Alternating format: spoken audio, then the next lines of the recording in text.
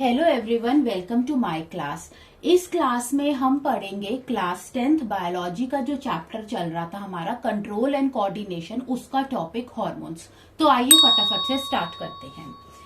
तो हार्मोन सबसे पहले क्या होते हैं और हार्मोन्स को कौन सिक्रीट करता है, हम पहले इसके बारे में जानते हैं। हार्मोन्स जो होते हैं हमारी बॉडी के अंदर एक तरीके के क्या है, ये केमिकल सब्सटेंस है जो कहाँ से सिक्रीट होते हैं। हमारी बॉडी के अंदर कुछ स्पेशलाइज्ड टिश्यूज होते हैं हमारी बॉडी में, ठीक है। जिन स्पेशलाइज्ड टिश्यूज को जो हमारी बॉडी में होते हैं हम इनको क्या कहते हैं, एंडोक्राइन ग्लैंड्स कहते हैं। ये एंडोक्राइन ग्लैंड्स एक केमिकल सब्सटेंस सिक्रीट करते हैं वेरी स्मॉल अमाउंट में, बहुत ही कम अमाउंट में एक केमिकल सब्सटेंस सिक्रीट करते हैं और इस केमिकल सब्सटेंस को हम क्या कहते हैं, हार्मोन्स कहते हैं। तो हार्मोन्स क्या है, एक केमिकल सब्सटेंस है जिन्हें कौन सिक्रीट करता है, स्पेशलाइज्ड टिश्यूज हमारी बॉडी के अंदर जो प्रेजेंट होते हैं। इस स्पेशलाइज्ड टिश्यू को हम क्या कहते हैं, एंडोक्राइन ग्लैंड्स कहते हैं।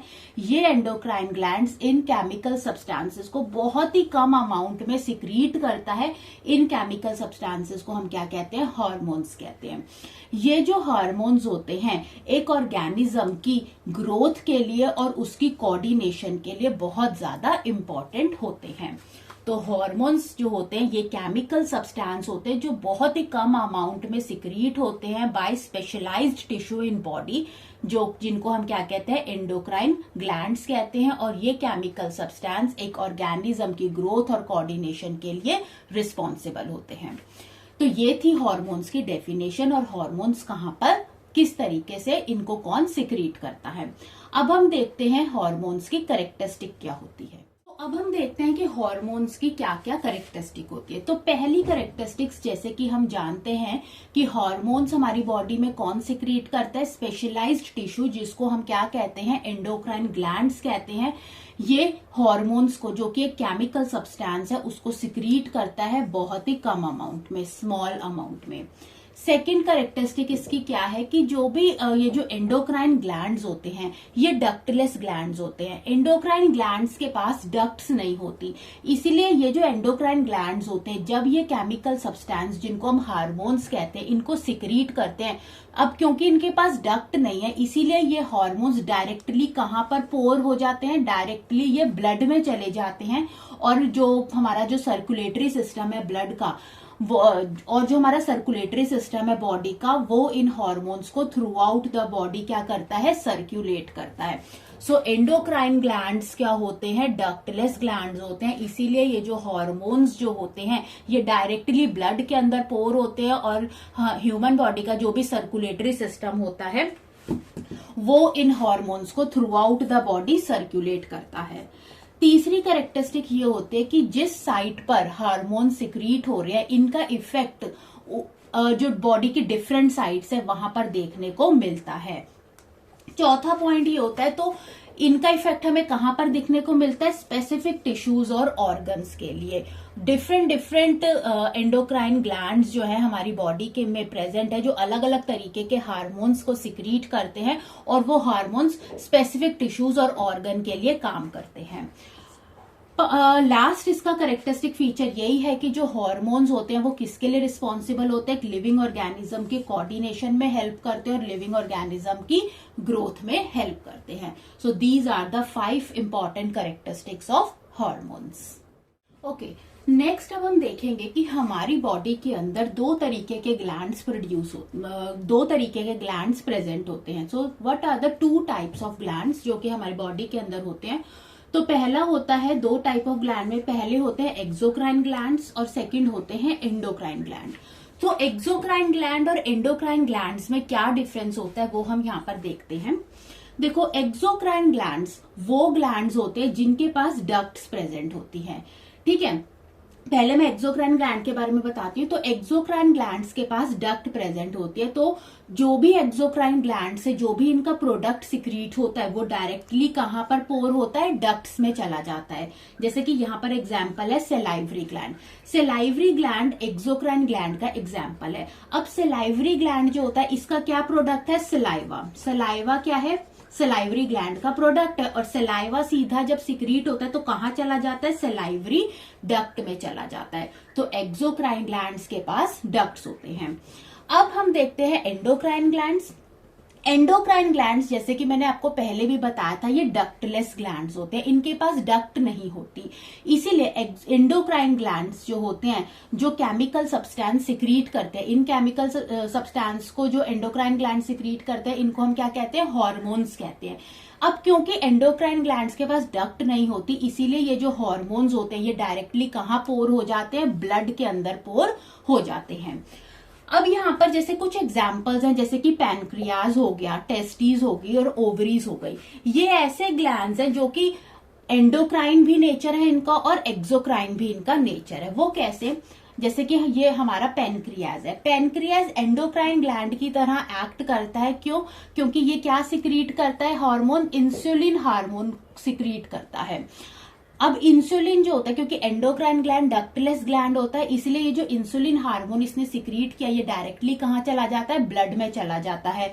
और ब्लड के अंदर जो हमारा अगर ग्लूकोज का लेवल राइज होता है तो उस लेवल को ये क्या करता है, कम करता है।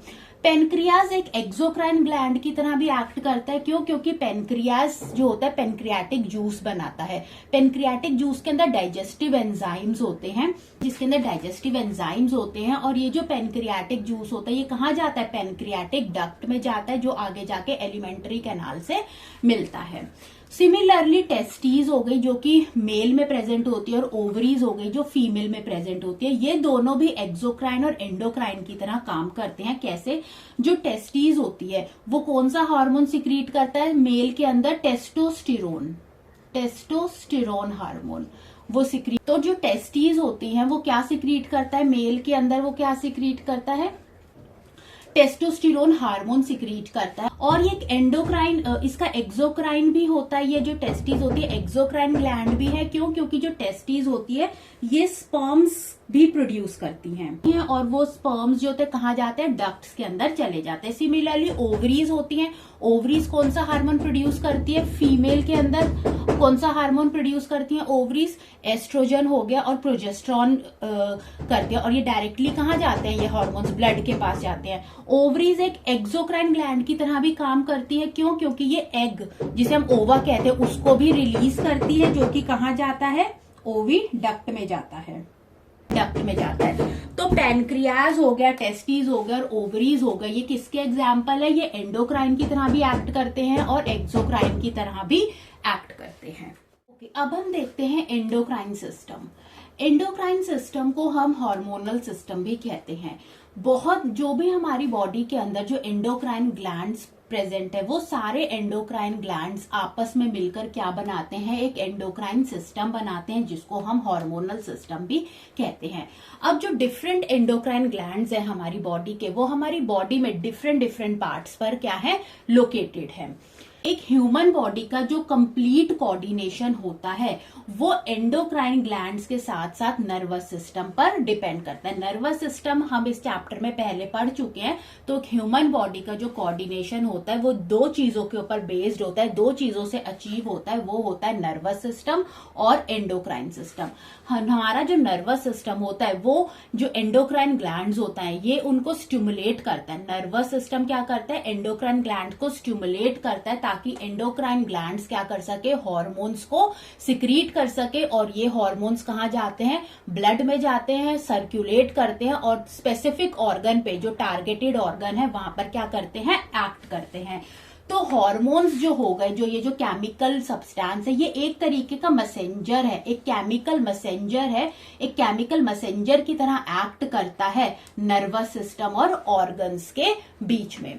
तो एक ह्यूमन के कोऑर्डिनेशन के लिए, जो कंप्लीट कोऑर्डिनेशन के लिए नर्वस सिस्टम और हार्मोन्स दोनों ही क्या है, इंपॉर्टेंट है। और ये जो हार्मोन्स होते हैं ये मैसेंजर होते हैं, जो कि नर्वस सिस्टम और ऑर्गन्स के बीच में एक मैसेंजर का क्या करते हैं, काम करते हैं।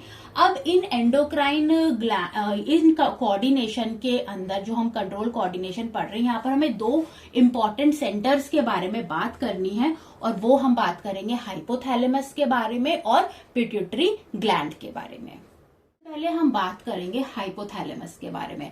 हाइपोथैलेमस जो होता है ये ब्रेन के अंदर प्रेजेंट होता है और इसका एक बहुत इंपॉर्टेंट फंक्शन होता है कि जो हाइपोथैलेमस के बेस में इसका जो बेस पार्ट होता है उसके अंदर क्या प्रेजेंट होता है, पिट्यूटरी ग्लैंड प्रेजेंट होता है। तो हाइपोथैलेमस क्या करता है, इस पिट्यूटरी ग्लैंड से जो भी हार्मोन्स निकल रहे हैं उनके सिक्रीशन को ये क्या करता है, रेगुलेट करता है। So it regulate the secretion of hormones from pituitary glands, कि पिट्यूटरी ग्लैंड से जो भी हार्मोन्स निकल रहे हैं उसके सिक्रीशन को क्या करेगा, रेगुलेट करेगा। कैसे, ये रिलीजिंग हार्मोन सिक्रीट करता है और इनहिबिटरी हार्मोन सिक्रीट कर, यानी कि कब पिट्यूटरी हार्मोन सिक्रीट होंगे या कब उनका जो सिक्रीशन है वो रुकेगा, ये सारा काम, ये सारा जो कंट्रोल है ये किसके हाथ में होता है, हाइपोथैलेमस के हाथ में होता है। सो हाइपोथैलेमस ब्रेन में प्रेजेंट है, इसके बेस में पिट्यूटरी ग्लैंड प्रेजेंट है। हाइपोथैलेमस क्या सिक्रीट करता है, रिलीजिंग हार्मोन या फिर इनहिबिटरी हार्मोन्स,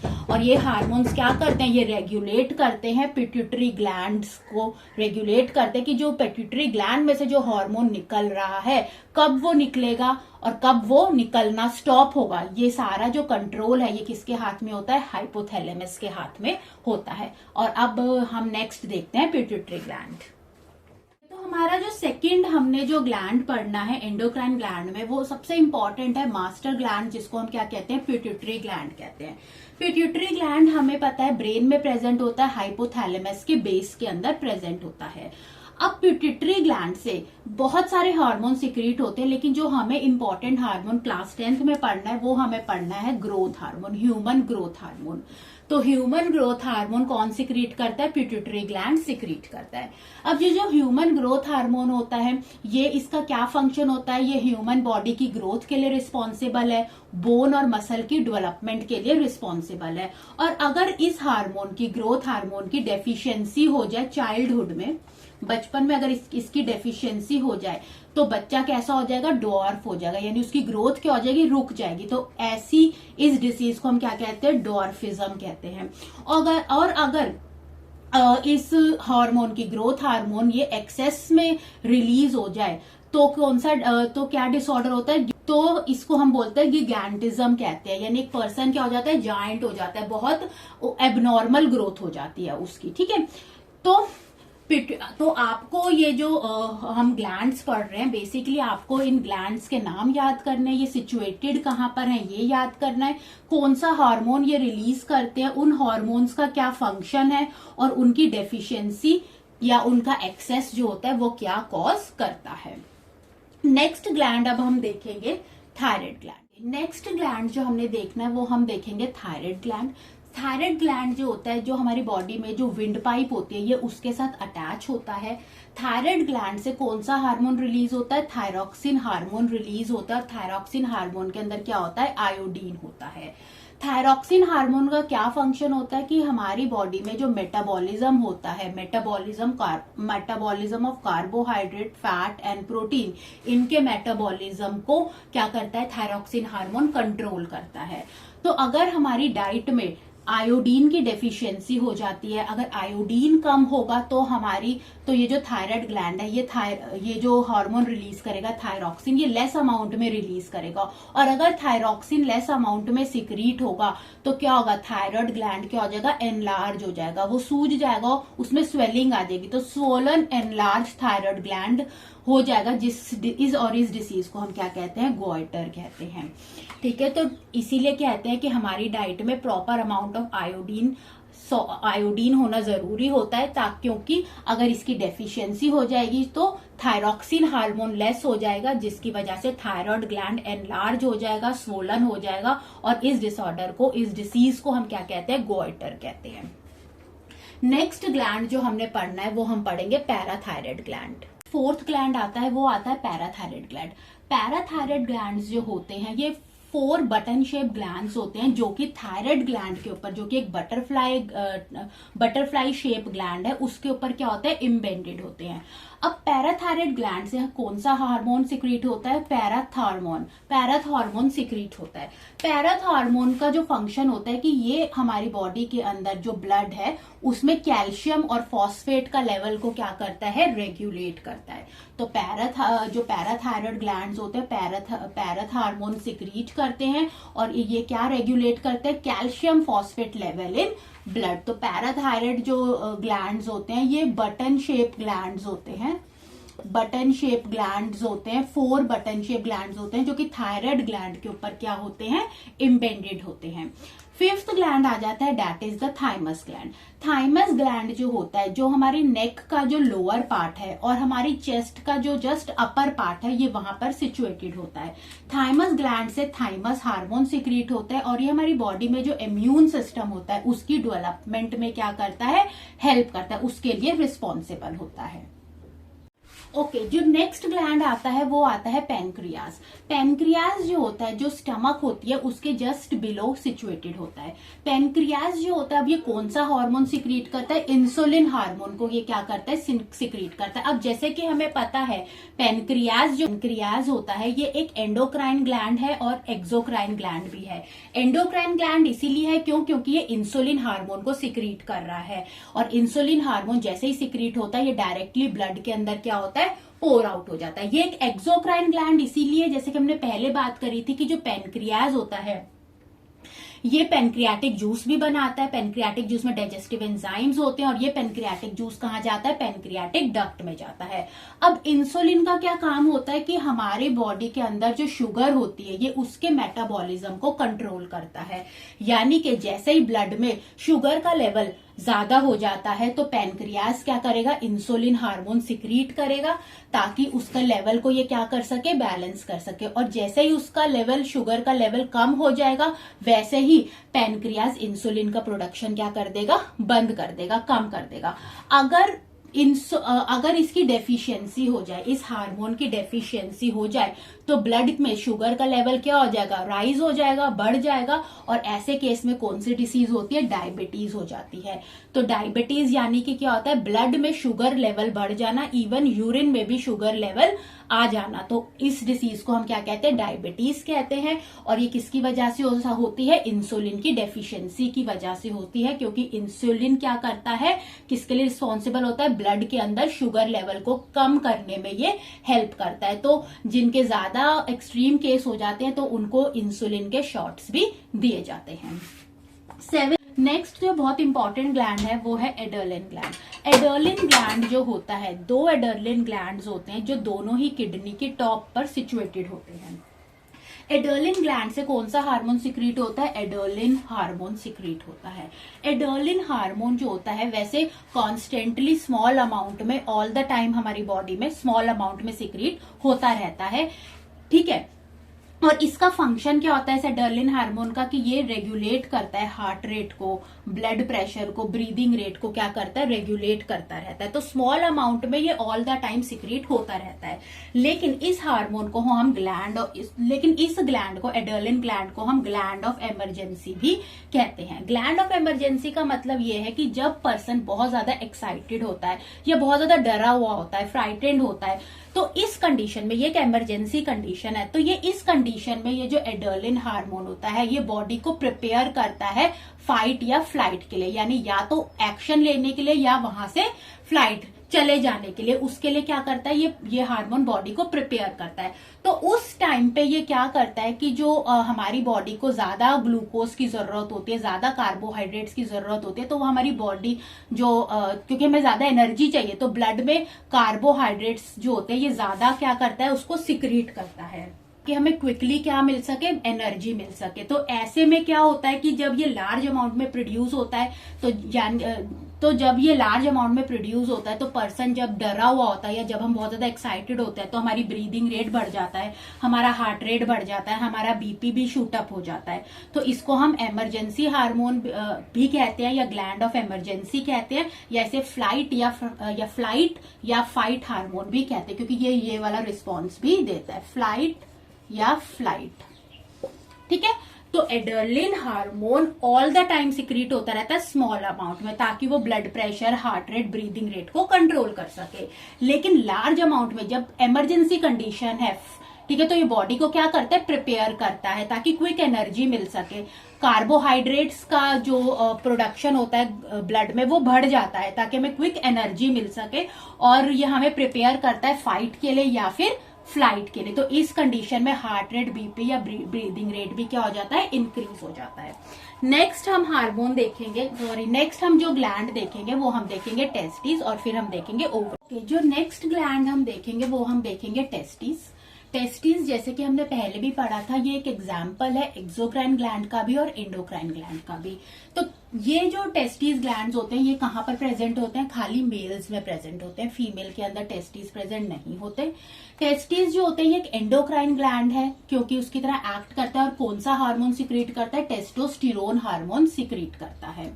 टेस्टोस्टेरोन हार्मोन का क्या फंक्शन होता है कि ये जो मेल के जो सेक्स ऑर्गन होता है ये उसकी डेवलपमेंट में हेल्प करता है। सेकंड, मेल के जितने भी फीचर्स है, उनकी भारी आवाज, डीपर वॉइस हो गई, मुस्टैचेस हो गए, तो जितने भी मेल फीचर्स होते हैं उसके लिए क्या होता है, टेस्टोस्टेरोन क्या होता है, रिस्पॉन्सिबल होता है।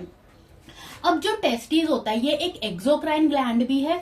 क्यों एक्सोक्राइन ग्लैंड है, क्योंकि ये मेल गैमेट भी प्रोड्यूस करता है। मेल गैमेट क्या होता है, स्पर्म भी प्रोड्यूस करता है, और ये स्पर्म बाद में कहाँ चले जाते हैं, डक्ट में चले जाते हैं। इसलिए टेस्टिस को एक्सोक्राइन और एंडोक्राइन ग्लैंड दोनों बोला जाता है।